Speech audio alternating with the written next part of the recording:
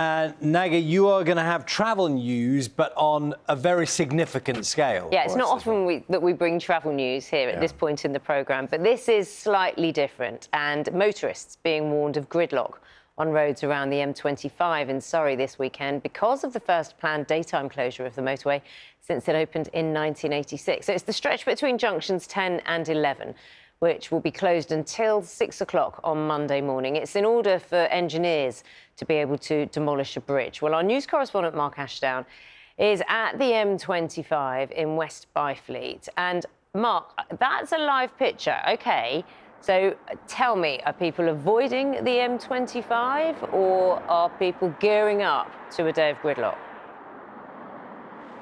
Yeah, morning to you, Naga. That is a sight that you will not see often at all. Even at this time in the morning, 8 lanes of traffic here would be hammering around the M25, but today, as you can see, absolutely deserted out there. Just to give you an idea of where we are, the geography, imagine the M25 as a kind of clock face really around London. We're down at sort of 6 to 7. Junction 10 to 11. So if you've ever had a nice day out at Wisley, that's junction 10, just north of Guildford, round to where I am here, above the motorway in Byfleet. But as you say, today absolutely nothing will be travelling on this section of motorway. Normally you'd get between 4,000 and 6,000 cars and vehicles coming through here every single hour, but it has been closed since yesterday evening. About 9 o'clock they shut things, and it won't reopen until Monday morning at 6 a.m. So the strong advice is to absolutely avoid this area if at all possible. Don't travel anywhere near here, and this is absolutely vital. If you do, they've set up some pretty good detours. There is a designated detour route. I drove it myself this morning. It's well marked out.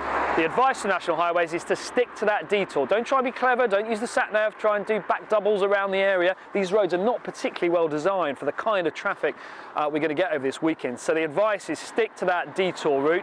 It goes through Byfleet here, Otter Shore, and up back round to junction 10. So stick on that.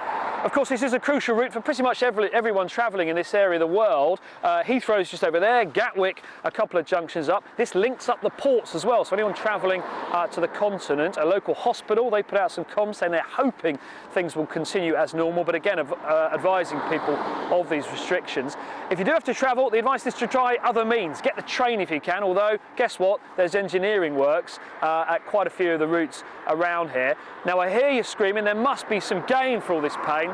Well, all this is part of a £317 million improvement project. I can tell you from using this area, it's beset by delays and accidents and lots of traffic ordinarily. So the idea is they're going to improve the whole thing, but it won't be ready until 2025, midsummer next year. And I have to be the bearer of bad news. This is the first of 5 of these closures between now and September.